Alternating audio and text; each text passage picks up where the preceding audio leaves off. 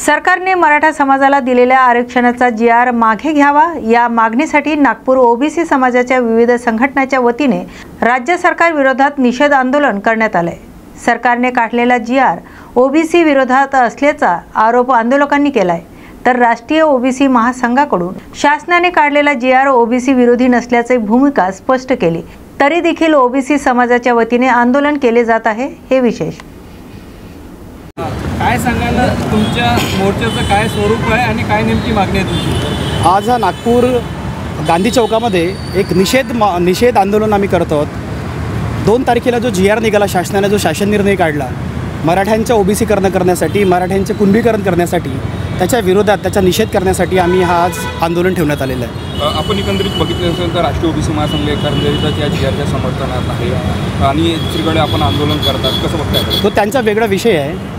May be असा होऊ शकते की सरकारला पुरस्कृत जे काही भावना असेल त्यांची ती ते मांडत असतील, परंतु आम्ही ओबीसी समाजासोबत आहोत आणि पूर्ण महाराष्ट्रातल्या जवळपास 99.99% संघटना, सर्व पदाधिकारी हे ओबीसींसोबत आहेत। एका संघटनेचा म्हणजे ओबीसीचा विचार नव्हे, तर हा संपूर्ण संघटनेचा विचार म्हणजे ओबीसीचा विचार आहे, म्हणून आम्ही हा जी.आरचा निषेध करतोय। मात्र ओबीसी महासंघाचं म्हणणं आहे की ओबीसी आरक्षणाला कुठलाही धक्का लागलेला नाही। तुम्हाला काय वाटतं, जे काही मराठा समाजाने आरक्षण देण्याला जी.आर. काढण्यात आले त्यामुळे ओबीसी समाजाला नेमकं काय नुकसान जे आहे ते सहन करावं लागेल? हे ओबीसी समाजाला नक्कीच धक्का लागलेला आहे। ही चेन रिॲक्शन समोर होईल आणि नक्कीच मराठ्यांचं ओबीसीकरण याच्यामध्ये होईल आणि ऑलरेडी ओबीसीला आरक्षण कमी आहे। 52% ओबीसी समाजाला 27% आरक्षण केंद्रात आणि राज्यामध्ये तर 19% आरक्षण आहे। यामध्ये मराठ्यांना ऑलरेडी एसीबीसीचं आरक्षण असताना, आणखी EWSचं आरक्षण असताना सुद्धा इथे टाकण्यात येत आहे, म्हणजेच नक्कीच धक्का लागत आहे। याच्या आधीसुद्धा शिंदे समिती 3 सप्टेंबर 2023ला तयार झाली आणि 3 सप्टेंबर 2023पासून आज 25 उजाडलेला आहे। पुन्हा 6 महिन्याची त्यांना मुदतवाढ दिलेली आहे। याचाच अर्थ असा की काहीतरी खोटे डॉक्युमेंट बनवण्याचा हा घाट आहे, काहीतरी खोट्या पद्धतीने कुणबी दाखले देण्याचा हा घाट आहे, म्हणूनच शिंदे समितीला वाढ देण्यात येत आहे। आणि यावरूनच आम्हाला समजते वारंवार आंदोलन करून आमची दिशाभूल केली जात आहे। वारंवार 2-2, 3-3 लाख दाखले कुणबी मराठ्यांना कुणबीचे देऊन कसा ओबीसीमध्ये टाकण्यात येईल अशा प्रकारचा घाट त्यांचा सुरू आहे। जी.आर. काढण्यात आलेल्या सरकारकडनं वाटतं का तुम्हाला तो जी.आर. रद्द करण्यात यावं? ओबीसी समाजाची काय मागणी आहे? कोणकोणत्या संघटना तुम्ही नक्कीच जी.आर. रद्द करण्यात आला पाहिजे, कारण आपल्या महाराष्ट्रामध्ये महसूल विभागाचा आणि सामाजिक न्याय विभागाचा कायदा आहे आणि तो कायद्याच्या प्रमाणे आपण गेलं पाहिजे। हा नुसता जी.आर. काढून काही होणार नाही। या जी.आर.मध्ये प्रामुख्याने 3 गोष्टींचा उल्लेख केलेला आहे: नातेवाईक, गावातील आणि कुळातील। कुळातील तर कोणालाही चालेल, पण गावातील म्हणजे काय होतं, नातेवाईक म्हणजे काय होतं? नातेवाईक तर बहीण पण राहू शकते, कोणी पण नातेवाईक राहू शकतात। आणि नक्कीच प्रतिज्ञापत्राच्या आधारे कुठल्या तरी कास्ट सर्टिफिकेट देणे म्हणजे हा एक प्रकारचा मोठा गुन्हासुद्धा आहे, कारण शासन आपल्याच कायद्याचं उल्लंघन याच्यामध्ये करतायत। आज ओबीसी युवा अधिकार मंच नागपूर सोबतच समता परिषद, अखिल भारतीय समता परिषद, ओबीसी जनमोर्चा, विदर्भ तेली संघटन, सोबतच बहुजन संघर्ष समिती, विदर्भ विद्यार्थीगृह, जवाहर विद्यार्थीगृह, सुवर्णकार संघटन आणि ओबीसीच्या विविध ओबीसी क्रांती मोर्चा अशा विविध संघटना, युवकांच्या संघटना, विद्यार्थ्यांच्या संघटना उभ्या आहेत। आणि याचा आम्ही निषेध करण्यासाठीच नाही, तर हा कायदा, हा जी.आर. रद्द झाला पाहिजे। हे होत नसेल तर आम्ही सुद्धा आमरण उपोषण करू आणि मराठी मुंबई जाम करू शकतात, तर आम्ही नागपूर जाम करू शकतो कमीत कमी। तुमचं नाव आणि पत्ता? हे उमेश कोराम, मुख्य संयोजक ओबीसी युवा अधिकार मंच। माझ्यासोबत अंजली साडवे आहेत, माझ्यासोबत बाळबुद्धी साहेब आहेत।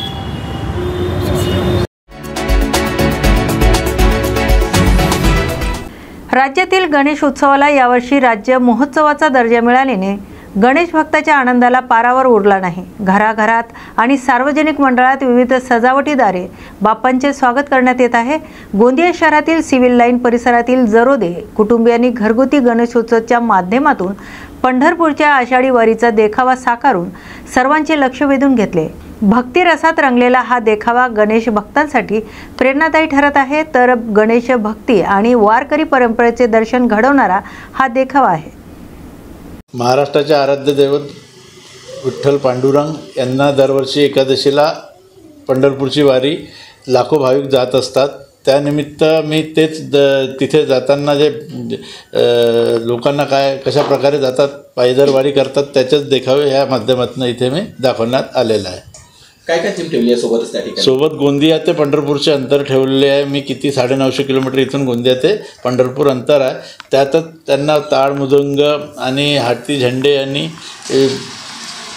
पालख्या घेऊन जातात, ते दाखवण्यात आले। शेतकऱ्याचं देखील त्या ठिकाणी शेतकऱ्याचा ह्या निमित्ताने एकच आहे की पांडुरंगाचरणी एकच प्रार्थना आहे की ह्या वर्षी शेतकऱ्यांना भरभराटून उत्पन्न लाभो हीच ईश्वरचरणी प्रार्थना. यावर्षी आम्ही गणपती उत्सवासाठी घरी पंढरपूरच्या वारीचा देखावा तयार केलेला आहे आणि तुम्ही बघितलं असेल तर इथे आम्ही लहान मुलांचा थीम घेतलेली आहे की याच्यासाठी की मोठे तर करतातच पण त्यांच्यासोबत आजच्या जी लहान पिढी आहे त्यांना पण या पंढरपूरच्या वारीचे महत्त्व कळले पाहिजे म्हणून हा एक लहान मुलांचा आम्ही थीम इथे बनवली आहे.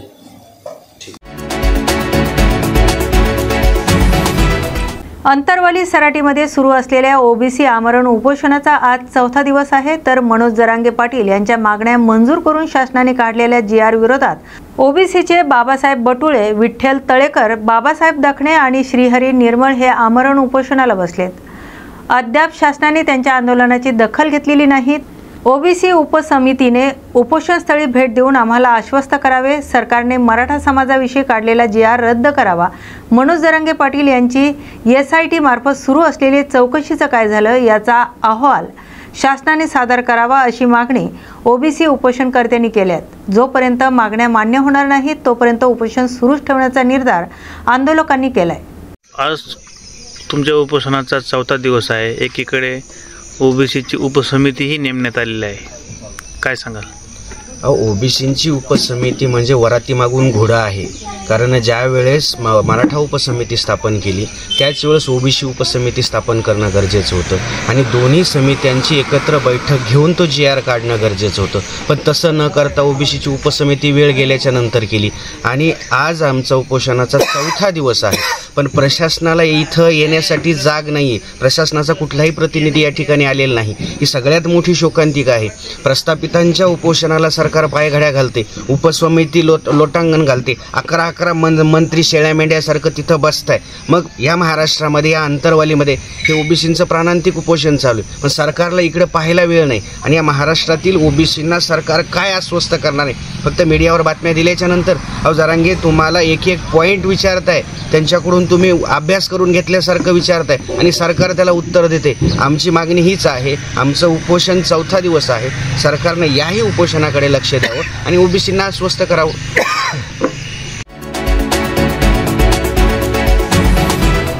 नागपूरच्या अमरावती रोडवरील बाजारगाव येथील सोलार एक्सप्लोजिव्ह या स्फोटक निर्मिती कारखान्यात रात्री 1:30च्या सुमारास ब्लास्ट झाल्याची घटना घडली असून यामध्ये 20 जण जखमी झालेत. जखमीनंतर रविनगर चौकातील धंदे हॉस्पिटलमध्ये उपचार सुरू असून माजी गृहमंत्री अनिल देशमुख यांनी जखमी कामगारांची आणि नातेवाईकांची भेट घेऊन कामगारांच्या तब्येतीची डॉक्टरांकडे विचारपूस केली.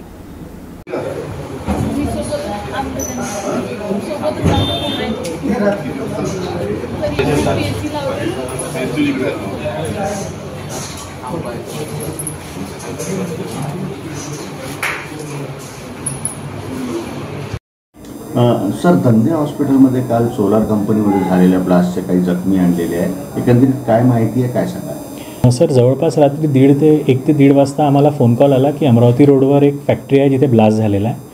तिथून आम्ही ते लोक म्हणाले की आम्ही काही मरीज आणि ज्यांना बाधा झालेली आहे ते आणतो दवाखान्यामध्ये. तर तसे पहिल्या राऊंडमध्ये 4 पेशंट आले. त्याच्यामधले 2 अत्यंत रूपमध्ये गंभीर होते. त्यांना तुरंत ICUमध्ये घेतलं गेलं. त्यांना व्हेंटिलेटरवर घेतलं. त्यांना हेड इंजुरी होती आणि आता त्यांच्यावर उपचार सुरू आहे. त्यांच्यावर CT स्कॅनची प्रक्रिया सुरू केलेली आहे आणि न्यूरोसर्जन, ऑर्थोपेडिशियन, इंटेन्सिव्हिस्ट आणि प्लास्टिक सर्जन इन्व्हॉल्व केलेले आहे. सर, जसं तुम्ही सांगितलं की पेशंट आले ते एकंदरीत आणि किती लोकांना सुट्टी देण्यात आली? जवळपास सर आमच्याकडे 22 ते 23 पेशंट आलेले आहे. ज्याच्यातले आम्ही 9 पेशंट त्यांना ॲडमिट केलेलं आहे. 9 पेशंटपैकी 2 गंभीर आहे आणि बाकी सगळे पेशंटला आम्ही OPD बेसिसवर फर्स्ट एड देऊन रिलीज केलेलं आहे. सर, जसं तुम्ही सांगितलं की एवढे सर 1-2 पेशंट आहे त्यांना हेड इंजुरी आली आहे. असं होऊ शकतं की काही मोठा मलबा त्यांच्यावर पडला असेल त्याच्यामुळे ही हेड इंजुरी झालेली आहे. तर त्यांना व्हेंटिलेटरी सपोर्टवर आणि BP मेंटेन करण्यासाठी जे औषधं लागतात त्यांच्या ते सुरू केलेले आहे आणि त्यांना दोघांनाही ब्लडसुद्धा लावण्यात आलेलं आहे.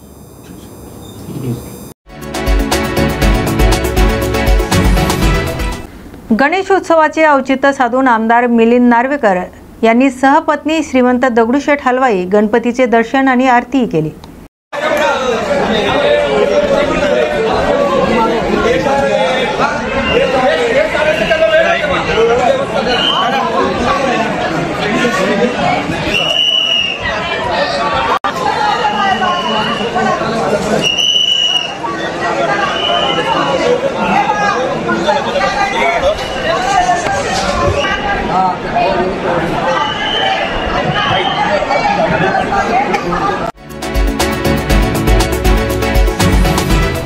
मराठा समाजाच्या ओबीसी प्रवर्गात समावेश करण्यात येऊ नये, त्याचबरोबर हैदराबाद गॅजेटियरचा संदर्भ घेत मराठा समाजातील व्यक्तींनी कुणबी जातीचे प्रमाणपत्र देण्याबाबतचा शासनाचा निर्णय रद्द करण्यात यावा, या प्रमुख मागणीसाठी महाराष्ट्र राज्य ओबीसी आरक्षण बचाव समितीच्या वतीने उपविभागीय महसूल अधिकारी कार्यालयासमोर धरणे आंदोलन करण्यात आले। समितीचे अध्यक्ष ओपी तायडे आणि कार्याध्यक्ष रघुनाथ कोलकर यांच्या नेतृत्वाखाली झालेल्या आंदोलनात सुमारे 330 ओबीसी समाज बांधवांनी उपविभागीय महसूल अधिकारी शैलेश काळे यांना निवेदन दिले।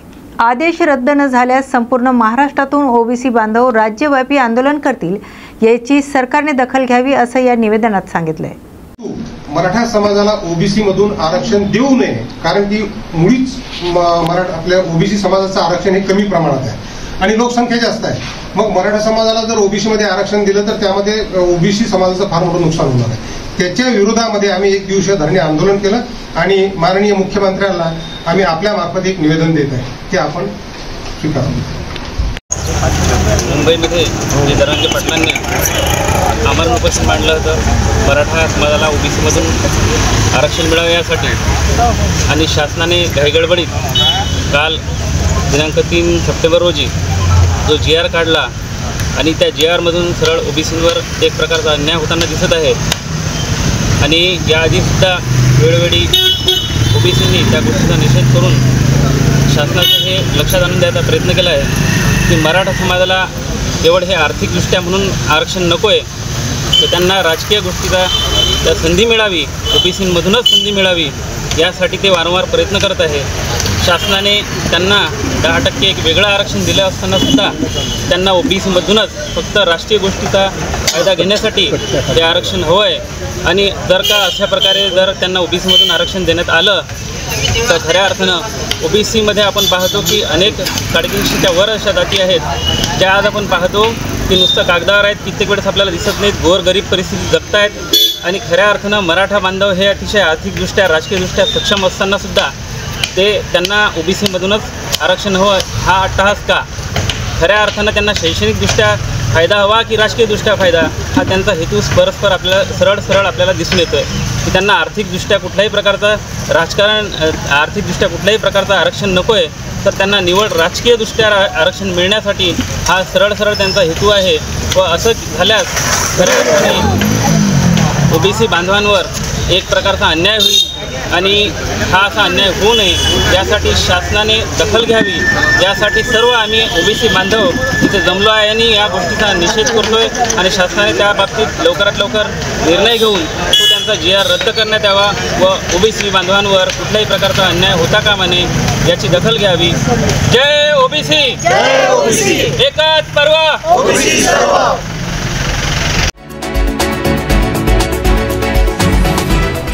गोंदिया जिल्ह्यातील नक्षलग्रस्त म्हणून ओळखले जाणारे देवरी, अर्जुन मोरगाव आणि सडक अर्जुनी तालुक्यातील 6 पोलीस स्टेशनचे ठाणेदार देवरी शहरात आयोजित रूट मार्चमध्ये सहभागी झाले। देवरी उपविभागीय ठिकाणी काढण्यात आलेल्या या रूट मार्चमध्ये C60 पथक, होमगार्ड आणि अंमलदार यांचीही उपस्थिती होती। येत्या काही दिवसात ईद ए मिलाद आणि गणेश विसर्जनाच्या मिरवणुका पार पडणार असल्याचं कायदा सुव्यवस्था अबाधित राखण्यासाठी पोलिसांनी मोर्चा बांधणी केली। यावेळी उपविभागीय पोलीस अधिकाऱ्यांनी सर्व गणेश मंडळे आणि नागरिकांना आवाहन केले की डीजी मुक्त वातावरणात पारंपरिक वाद्यांच्या गजरात उत्सव साजरा करावा आणि शांतता सुव्यवस्था राखण्यासाठी पोलीस प्रशासनाला सहकार्य करावे। देवरी उपविभाग स्तरावर आज ईद ए मिलाद तसेच अनंत चतुर्दशीच्या अनुषंगाने रूट मार्च घेण्यात आला। या रूट मार्चसाठी देवरी उपविभागातील 6 पोलीस स्टेशनचे ठाणेदार तसेच C60 पार्टीज, होमगार्ड्स आणि अंमलदार हे या रूट मार्चसाठी उपस्थित होते। येणाऱ्या 2 ते 3 दिवसांमध्ये ज्या काही ईद ए मिलाद व गणपती विसर्जनाच्या मिरवणुका निघणार आहेत त्या DJ मुक्त वातावरणात पारंपरिक वाद्यांच्या सहाय्याने तसेच विहित वेळ पूर्ण व्हाव्यात यासाठी नागरिकांनी, गणपती मंडळांनी पोलीस प्रशासनात सहकार्य करावं अशी मी त्यांना विनंती वजा आवाहन करत आहे। सर्वांना येणाऱ्या अनंत चतुर्दशीच्या तसेच ईद ए मिलादच्या खूप खूप शुभेच्छा। थँक्यू। बीड तालुक्यातील बालघाट पर्वतरांगेवर वसलेल्या अनेक गावातील शेतकऱ्यांच्या उभ्या पिकांची रानडुकराच्या हल्ल्यामुळे मोठ्या प्रमाणावर नासाडी होत असून आधीच निसर्गाच्या अवकृपेमुळे आर्थिक संकटात सापडलेल्या शेतकऱ्यांपुढे आता नवं संकट उभं ठाकलंय। काबाड कष्टाने उभं केलेलं पीक रानडुकरांमुळे उद्ध्वस्त होत आहे, तर वन विभागाने याचा तातडीने बंदोबस्त करावा आणि आम्हाला नुकसान भरपाई द्यावी अशी मागणी शेतकऱ्यांनी केली। प्रमोद निर्मळ। काय नेमकी अडचण आहे? पावसामुळे अगोदरच पिकं वाया गेले सर, आणि ते आलेले ते बी रानडुकराने हायदोस का सुरू केलाय। कुठले कुठले पिकाचं नुकसान झालं? बाजरी आहे, मूग आहे, उडीद आहे, सोयाबीन आहे। काय नेमकी तुमची मागणी? या आता वन विभागाने बंदोबस्त करावा रानडुकराचा आणि शेतकऱ्याला नुकसान भरपाई द्यावी। राष्ट्रीय आरोग्य अभियान अंतर्गत कार्यरत असलेल्या कर्मचारी अधिकाऱ्यांनी बीडच्या जिल्हाधिकारी कार्यालयावर मोर्चा काढलाय। शेकडो कर्मचारी या मोर्चामध्ये सहभागी झाले असून 10 वर्ष सेवा पूर्ण झालेल्या अधिकारी कर्मचाऱ्यांना कायम राहावे अशी मागणी या मोर्चाद्वारे प्रशासनाकडे करण्यात आली। गेल्या 16 दिवसापासून हे कर्मचारी संपावर असल्याने ग्रामीण आरोग्य सेवेवर देखील परिणाम झाला असून मागण्यांची दखल न घेतल्यास यापेक्षाही तीव्र आंदोलन करण्याचा इशारा कर्मचारी संघटनेने दिलाय। आज राष्ट्रीय आरोग्य अभियान एकत्रीकरण समिती महाराष्ट्र राज्य मार्फत आज आंदोलनाचा आमचा 17वा दिवस आहे, परंतु आज या ठिकाणी पूर्ण जिल्हा नाही एवढा महाराष्ट्र एकवटलाय तरी देखील शासनाने कोणत्याही प्रकारची दखल न घेतल्यामुळे आज या ठिकाणी आम्हाला एवढा प्रचंड मोर्चा या ठिकाणी सिद्धिविनायक कॉम्प्लेक्स पासून काढावा लागलेला आहे। परंतु आज या ठिकाणी पाहताय माझ्या माय माऊल्याला जर पाहिलं तर लहान बालकं घेऊन आलेले आहेत। काहीच्या बालकं आजारी आहेत, परंतु शासनाला केव्हा जाग येणार आहे? या ठिकाणी दवाखान्याची अवस्था बजावून बघा, या ठिकाणी बालकं मृत्यू पडत आहेत, बरेच पेशंट रेफर होत आहेत, तरी शासन कुठल्याही प्रकारची दखल घेत नाही। शासन ही सगळे आकडेवारी लपवत आहे। ही आकडेवारी कव्हर लपवायची, आमच्या मागण्याला कधी दाद द्यायची? काल एक शासन आयुक्त मार्फत एक सर्क्युलर आलंय की याच्या 7 दिवसापर्यंत यांचे आंदोलन वापस घ्या, नाही दिलं तर यांना नोटीस द्या आणि नोटीस देऊन यांना कार्यमुक्त करा। म्हणजे आम्ही काय भाजीपाला आहेत का इथं? भाजीपाला आहेत की सकाळी घेतला दुपारी खराब झाला तर संध्याकाळी फेकून द्यायचा म्हणून? आज 17, 18 वर्ष 20 वर्ष झाले आमची या ठिकाणी सर्व्हिस झालेली आहे आणि शासन आमच्याकडे या दुर्लक्ष करत आहे। आजपर्यंत दुर्लक्ष करत आहे। आज जर समजा यांनी लक्ष नाही दिलं आमचं लक्ष या ठिकाणी वेधण्यासाठी हा भव्य दिव्य मोर्चा पूर्ण आमच्या फॅमिली सहित आमच्या कुटुंबासह या ठिकाणी काढलेला आहे आणि जर या ठिकाणी जर मोर्चाची आज देखील दखल नाही घेतली तर या ठिकाणी नक्कीच आम्ही तुम्हाला इशारा देतो की नक्कीच यापुढे तीव्र स्वरूपाचं आंदोलन या ठिकाणी केलं जाईल असा बीड तर्फे इशारा दिला जातोय सरकारला। जम्मू काश्मीर आणि लडाखमध्ये सतत पावसामुळे मोठा पूर, भूस्खलन आणि रस्त्यावरील वाहतूक व्यत्ययित झाली आहे। जम्मूमध्ये एका घराच्या धाराशायी होण्यामुळे 2 लोकांचा दुर्दैवी मृत्यू झाला, तर अनेक नागरिकांनाही तेथून हलवण्यात आले। अमेरिकेने भारताच्या अनेक आयात वस्तूंवर 50% टॅरिफ लागू केल्यामुळे भारतात एअर कंडिशनर, लहान कारसह अनेक वस्तूंवर कर दर कमी होण्याची घोषणा करण्यात आली। जीएसटीची चौपट रचना 2 स्तरात 5% आणि 18% मर्यादित केली आहे, तर लक्झरी वस्तूवर 40% दर लागू राहणार आहे। या उपाययोजनेचा उद्देश ग्राहकांकडे मागणी वाढवणे आणि निर्यातीला उत्तेजन देणे हा आहे। छत्रपती संभाजीनगर शहरामध्ये गणेश उत्सवाची मोठ्या थाटामाटात सुरुवात असून सध्या सर्वच राजकीय पक्ष गणेश मंडळाची आरती करण्यासाठी येत आहेत। विरोधी पक्षनेते अंबादास दानवे यांनी शहरातील गणेश मंडळाची आरती केली। यावेळी त्यांनी गणपती बाप्पाला या शहरातील नागरिकांना सुदृष्ट आयुष्य लाभू दे, सगळ्यांना सुख समृद्धी लाभो अशी गणरायाच्या चरणी प्रार्थना केली। तसेच गणेश उत्सवाच्या शुभेच्छा देखील दिल्यात।